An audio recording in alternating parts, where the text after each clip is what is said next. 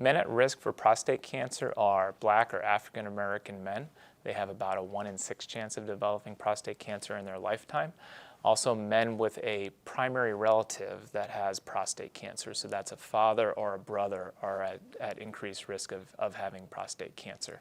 Along those lines, we have noticed that there are genetic mutations that are handed down through families that can increase one's risk for prostate cancer. And one of the newest and most common is the BRCA gene, which we commonly associate with ovarian and breast cancer. And we're actually finding that men in those families are at increased risk of prostate cancer as well. So these are the patients that we really need to focus our screening on and screen these patients every year and very carefully. And these are the patients that should not be left to semi-annual, every 3-year screening. We need to screen these patients every year.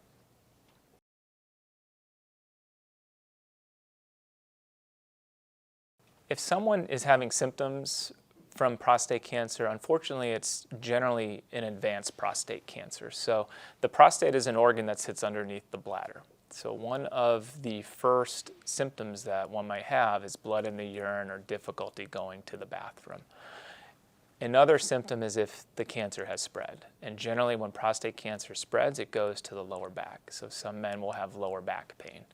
Another symptom may be swelling in the legs for some men, and that's because prostate cancer tends to spread to the lymph nodes in the pelvis, which the lymph nodes are little cleaning pods, I like to say, that run along with blood vessels to clean them of any infections or inflammation that they may have. Cancer also tends to spread via the lymph nodes, and they can get very enlarged and therefore block the blood vessels coming up from the legs, and men can get leg swelling from that.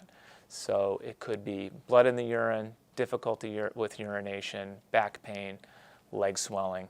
But again, these are generally symptoms of well-advanced prostate cancer. And thankfully, because of PSA, we don't see that as often anymore.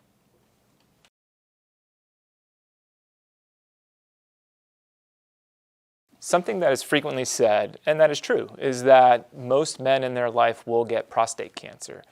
That's not a question. The question is it going to be a prostate cancer that is going to affect you in your life? So it is a natural part of aging, and it happens in most men. But the key is to find the cells that will become lethal to you, and that's finding it earlier on in life.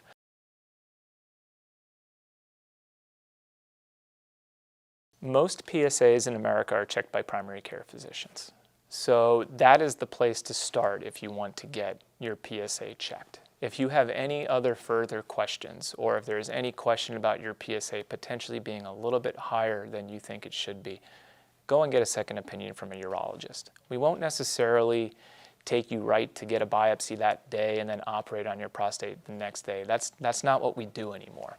Our job is to, number one, see if you even need a biopsy, and then if you do get a biopsy that's positive, to give you all of the options, one of which could include active surveillance, not doing anything right now until it gets worse. Primarily, you should seek getting your PSA checked by your primary care doctor, or at least ask them about it. If you have further questions about it, then come to a urologist.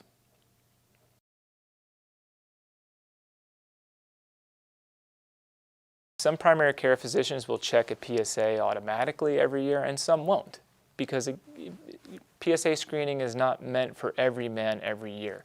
However, if you are at higher risk of prostate cancer, if you have a family history, if you are Black, if you have a history of ovarian or breast cancer, which could imply that you have a BRCA mutation, you should seriously ask your primary care doctor about getting a PSA. At least have that discussion.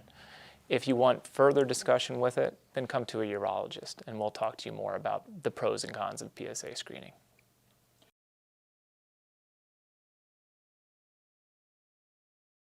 We recommend that all men between 55 and 70 have a frank discussion with their primary care physician or urologist about PSA screening, because that is the age at highest risk of having prostate cancer. If you yourself are at high risk of having prostate cancer, so you have a family history, African American, BRCA2 mutation in your family, you should be screened, and you should be given that option. And if you're not, then you should seek a second opinion. If you don't have any of those risk factors, it may not be necessary, but having one PSA checked can't hurt. If there's any question about that PSA being high, then go see a urologist, and you don't necessarily need a biopsy. But there are plenty of men without those risk factors that get serious prostate cancer. So that's why I would recommend that all men get at least one PSA checked in their life.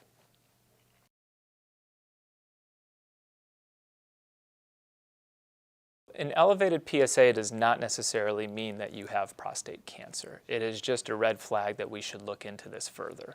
It stands for prostate-specific antigen, but is not prostate cancer specific. So if a man has an enlarged prostate, they'll tend to have a higher PSA. Older men tend to have higher PSAs.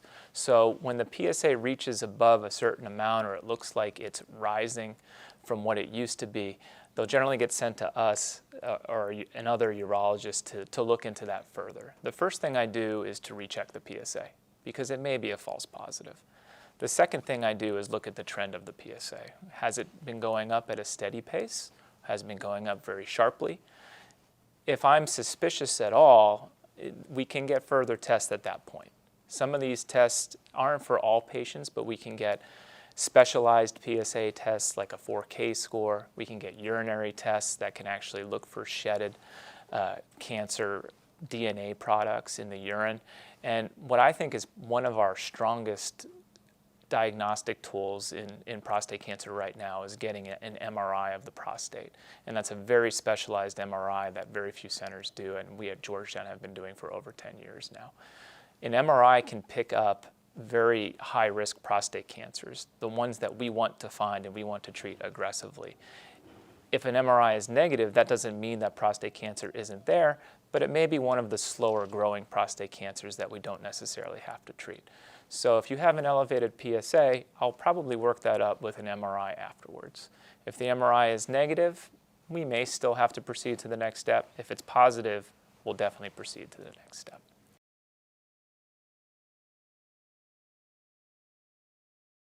If we've decided that the next best step is to do a prostate biopsy to get that diagnosis of prostate cancer, patients can be assured that at MedStar Georgetown University Hospital, you are going to get the newest technology with the best results of the biopsy and the fewest complications. And that's because 2 years ago, we introduced a newer form of biopsy that we can do in the office called a transperineal prostate biopsy. So this has reduced the risk of infections almost to 0%, which was a problem with the old types of biopsies or other types of biopsies, and also increased our diagnostic yield. We actually noticed that we can sample a lot more of the prostate this way than we could with the way we used to do the biopsies. In addition, with the MRIs that we get at Georgetown, we can use those to pinpoint where we want to focus our biopsies to make sure that the patient gets an accurate diagnosis.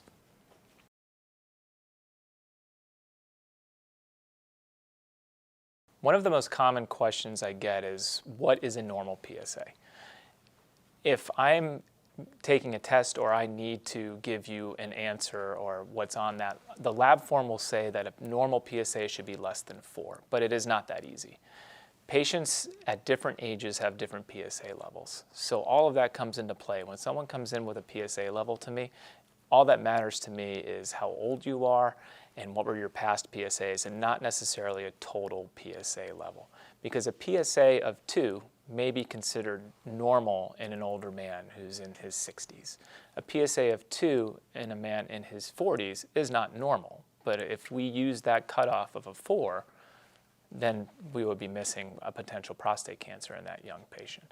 So the normal PSA is individualized for each patient based on how old they are, also how big their prostate is, and also if they have any other symptoms. If they're having burning with urination, it could be a false elevation because of an infection.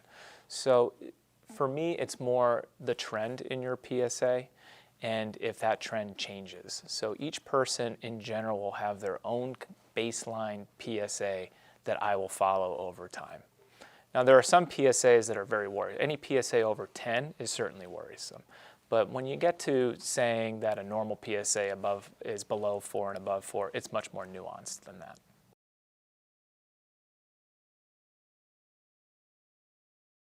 Annual PSA screening is not for everybody. However, I do advocate that every man gets at least one PSA checked in their lifetime. Now, PSA screening for every single man every year is probably too much, because there are a lot of men that will not be at high risk for cancer, and they may get a diagnosis of a very low risk cancer, and that may lead to a very aggressive treatment that's not needed. So that's why I say it's not for everybody. However, for high risk men, black men, men with a family history of prostate cancer, men that have the BRCA2 gene, they need to be screened every year. So the general recommendations of the American Urologic Association are that all men at least have a discussion with their primary care physician or urologist about PSA screening, the pros and cons, whether they should get it between ages 50 and 70. That's for the general population. Again, for men at risk, black men, men with a family history, men with BRCA2 gene, they should be screened every year in that age group from 55 to 70, probably even earlier. We would advocate that those men get checked starting in their 40s, either age 40 to 45, depending on which guidelines you follow. I also advocate what's called the baseline PSA, and that's what I recommend every man should get in his 40s. Some men may get aggressive prostate cancers without any of these risk factors, and we see that unfortunately all too often. And just checking one PSA in their 40s may have prevented that. So what's called the baseline PSA is just checking a single PSA level in all men in their 40s. If that PSA is over 1 to 1.2, they're considered a higher risk, and those are patients that I check every year. I put them in the same group as all the other men with high-risk prostate cancer, and I check every year. If that PSA is less than 1 and they don't have any other risk factors, they don't have to worry about PSA screening every year until they're 55. And then when they reach that age from 55 to 70, when prostate cancer is most common, they can get it checked every year to 2 to 3 years, but it does not have to be done every year. So the key to prostate cancer screening is not, let's not screen anybody. It's not, let's screen everybody. It's, let's screen the people that are at high risk and do it selectively and do it intelligently.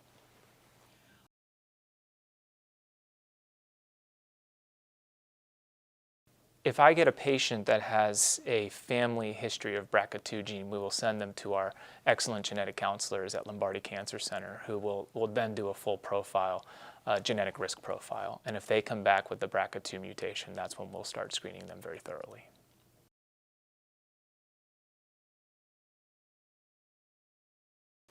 PSA is the main intro screening test, which leads to a red flag to maybe get what I call second level PSA testing.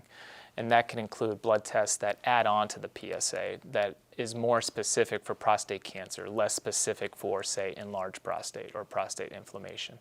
And that can include a 4K score, a PHI or prostate health index. That can include a urinary test that detects DNA, tumor DNA in the urine called an exosome DX. So in some patients where I'm on the fence whether we should proceed with getting a biopsy or not, those are the type of tests that I would get. And I would also consider getting an MRI in those patients.